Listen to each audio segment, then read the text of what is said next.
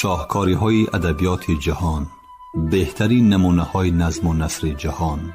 شاهکاری‌های ادبیات جهان، نیروبخش معرفت، شکوفایی شعور و پرتوافشانی فروغ فضل و حکمت در خانه دل شما. از ارمغان معنوی شاهکاری‌های ادبیات جهان بهره‌مند شوید. شاهکاری‌های ادبیات جهان از رادیوی فرهنگ.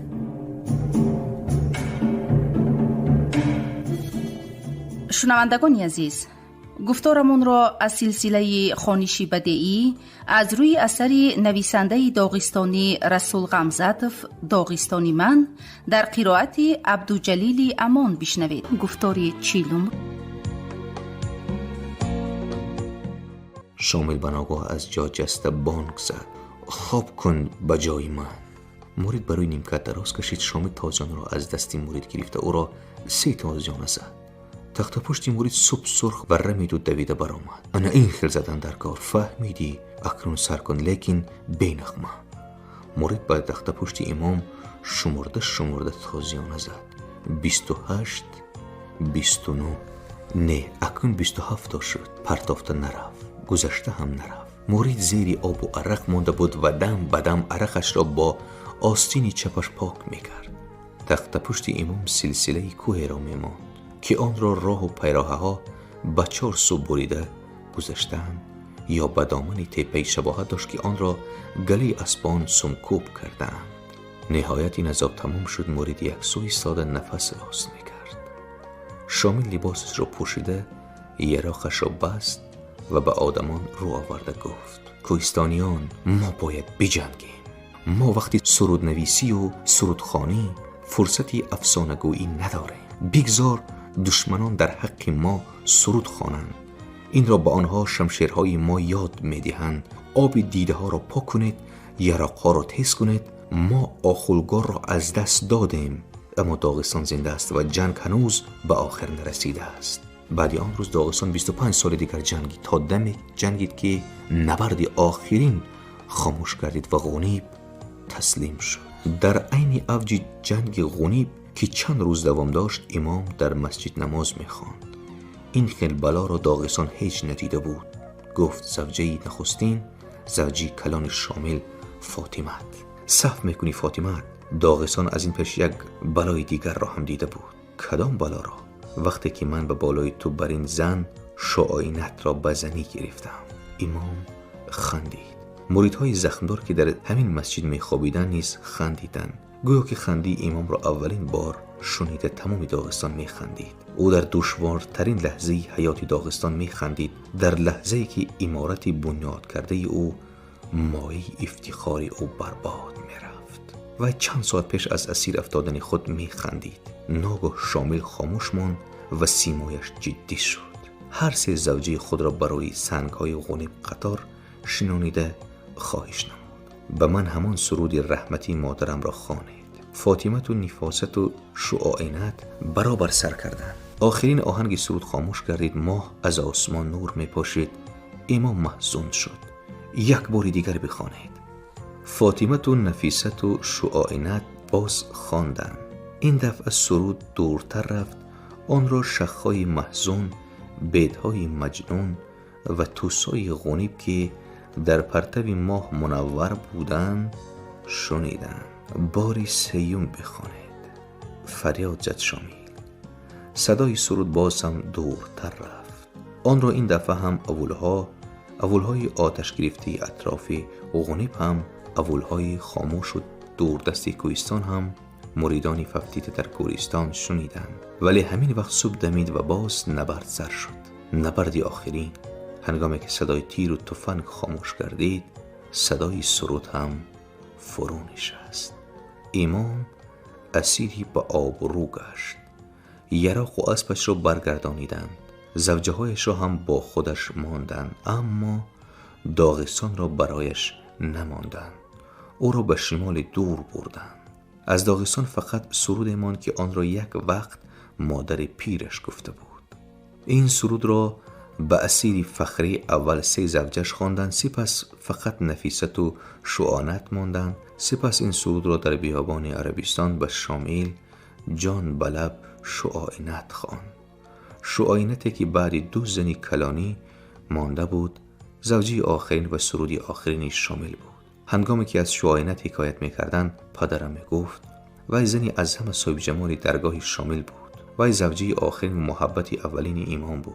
امام هم مثل همه کوهستانی عادت‌های خودمان را رعایت کرده زن می‌گرفت. اما این زن به او مکافات ناگهانی بود. وقتی که دلاورترین نایبان حق بیردل محمد مازداک را به تاراج داد، دختر یک ارمنی تاجر اننه‌ای صاحب جمال را دزدید. این حادثه چند روز پیش از توی آن دختر روی داد. مرید غنیمت خود را در برقه پیچانیده به درگاه امام آورد. وقتی که برقه را گشادند، امام بغیر از 2 چشم شعله‌ای آبی که گویا از آسمان داغستان عطا شده باشند چیزی را ندید. آن چشمان به هراس راست بر روی امام می‌نگریستند. آن چشمان موزه خرام سرخ امام، یراق آن، ریش آن، چشمان آن را می‌دیدند. ارمنی دختری جوان در پیش نظر شخصی را دید که نه جوان گفتن ممکن نه زیبا، اما قیافه و جاذبه‌ای داشت. از سیمایش هم توان و قدرت پدیدار بود و هم مهر و شفقت. چشمان آنها به هم برخوردند. جنگاوری جدی یک نوع سست شوید دلش را حس کرد. این گونه سستی با او بیگانه بود. از این رو هراسید. همان دم آوازی آمرانه و بلند شد: برفت. این دختر را از کجای آورده باشی به همان جا بردم. برای چی امام؟ این خیل دختری خوشرو، 4 اشکیلش بتون. برای چی بودنش را من میدانم. کاری تو اسب را زین کردن. چقدر باز خرید بگیرم؟ همین طور به باز خرید میدهی؟ حق بیردل محمد محو حیرت شد. شامل تا حال اسیر را به باز خرید نداده بود، اما با وی بحث کردن ممکن نیست. مرید به اسیره خود گفت: حاضر من تو را گشته به نزد پدر و مادرت میبرم. عجب خرسند میشوند.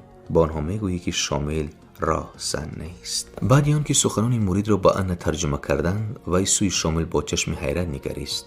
همه پنداشتند که دختر به این بخت خود باور نمی کند.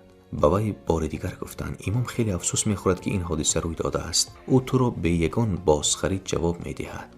آنگاه دختری صاحب جمال به شامل را آورده گفت: ای پیشوای داغستان، کسی نیتی مرا دزدیدن هم نکرده است. من به نزد تو خودم آمدم که اسیره تو باشم. چه خیر؟ برای چی؟ برای دیدن قهرمانی که نامش ورد زبان مردم کافکاز و تمام عالم گشته است. هر چی میخوای بکن، اما اسارت اختیاری خود را من با یگان چیز عوض نمی کنم و از این درگاه به هیچ جا نمی روم. نه، رفتنت بهتر است. همین که را تو گفته ایستاده ای، شاملی که همه شعر مردش میخوانند، این گفته الله است. خدا این خیلی گفته نمیتواند. گفتار الله من و خدای تو گوناگون است. از همین روز اسیره تویم، پیشوای داغستان کنیز تویم. از همین روز الله تو خدای من است. من در بچگی در وصف تو سرودها شنیدم و یکی از آنها را به یاد دارم. این سرود در دلم معوا گرفته است. ارمنی دخترک بناگاه با زبانی نامفهوم سرودی عجیبی آغاز کرد. از پس کوهی بلند به آسمان ماه هم برآمد. اما دختری ارمنستان همان در وصف شامل سرود میخواند. مرید در آمد. امام اسب را زین کردم. دخترک را گرفته برم مانش و این سرودش را باید به آخر رساند. به این سرود تمام عمرش صرف می شده باشد هم میلش. بعد چند روز در داغستان گپ و کلاچه سر شد. یک کس به گوشی کسی دیگر می گفت، یک اول به اول دیگر می رسانید. پیچ پیچ و میش میش غیبت می کردن. شنیدید؟ شامل باز یک زن گرفته است. امام مؤمن ارمنی دختر را گرفته است. سله امام را کافر دختر می شوید. وی به جای خدای و رسول برای امام سرود می خوانده است. داغستان گویا ششته می خست، اما گپ مردم راست بود. امام زنی سیوم گرفت. این زن دین اسلام را قبول کرد. به سر رومال کوهستانی بست و به خود نام اوری گرفت. انا به شعاینت تبدیل یافت. برای امام لذیذترین طعام همان بود که شعاینت پیش می نهاد. روشنترین و گرمترین خانه او بود. محرمانه ترین سخنان او بودند.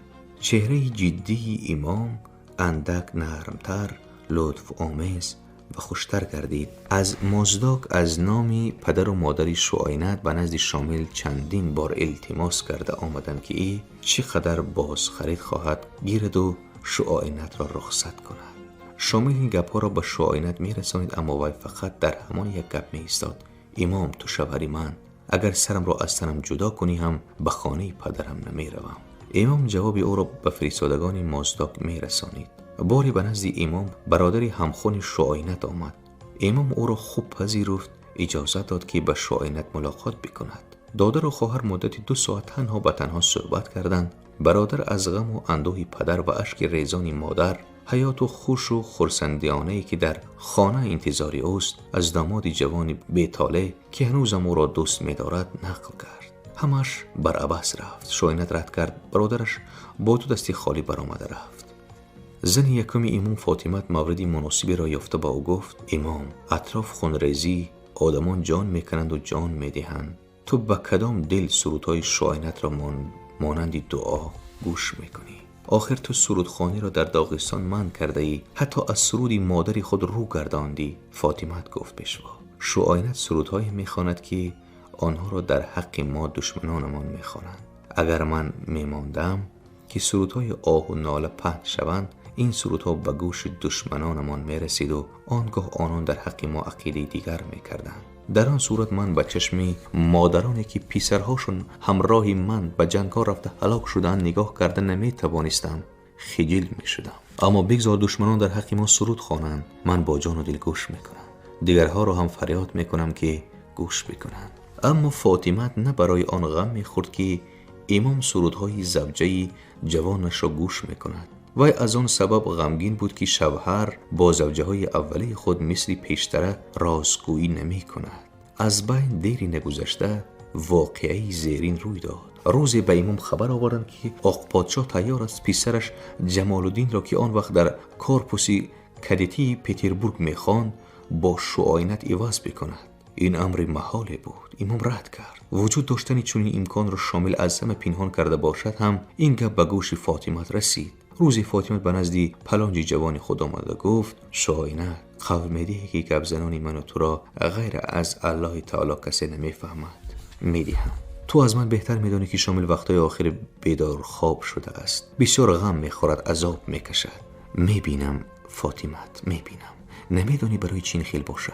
نمیدانم. من میدانم اگر خواهی تو دوایش را یافته میتوانی. گپ زن فاطمه، گپ زن عزیزم. تو البته قصه جمال الدین را شنیدی، پسری من و شامل را شنیدم. نزد ما گشته آمدنی وی به تو وابسته. آخر تو هم مادرت را یاد میکنی. من مادر هستم. پسرم را 10 سال باز ندیدم. یاری رسان. به خاطر من نه، به خاطر امام، به خاطر شامل هر کاری باشد میکنم. لیکن چه خیل بکنم؟ اگر تو به خانه پدر و مادرت گشته روی، پادشاه جمال الدین را به ما گردانیده میداده است. پسرکم را به من برگردان. الله تعالی تو را فردا در بهشت جاودان جای دهد. التجا میکنم. در چشمان شعینت اشک رخشید. همش رو میکنم فاطمه، همش رو میکنم گویان. شعینت برآمده رفت. او به خانه خود در آمد. بروی قالین فرو افتاد. اول خیلی گریست، بعد سرودی حزن‌انگیزی آغاز کرد. شامل آمد. به تو چی شد شعینت؟ امام، مرا به نزد پدر و مادرم جواب ده. چه خیر، من باید روم. برای چی؟ تو چی ها میگویی؟ خودت نمیروم گفته بودی. من اکنون تو را جواب داده نمیتوانم. شامل، مرا به خانه پدرم فرست. التجا، علاج دیگری نیست. از افتکار تو ناتوب شده ای. من میخوام که تو دیدار جمال الدین را ببینی. گپ در اینجا بوده است. تو به هیچ جا نمیروی شعینت. اگر پسرم را فقط بر عوض زوجه میگرفته باشم، بگذار 1 عمری بی پسر مانم. اگر وی پسری من باشد، راه را به سوی مادرش، به سوی کشورش خودش یابد. من به نزد پسرم با راه تو میکشادگی نمیروم. من به سویش راه سزاواری من و وی را یافته میروم. خوبش اسب مرا برار. شعینت اسب امام را از دروازه برآورد. از میخ تازیانه را گرفته به دست او داد. همه لشکرکشی ها و مسافرت ها در داغستان، در پتربورگ، در کلوگه، در خاک عرب تا دم واپسین امام زوجه شعینت همراه و همدمش بود. حتی حاضر در روزهای ما هم از وجه آن زن نجیب افسانه و روایت ها میگویند. بالاخره زن سببی آن شد که به نزد امام پسرش جمال الدین برگشت. اما این قصه دیگر است.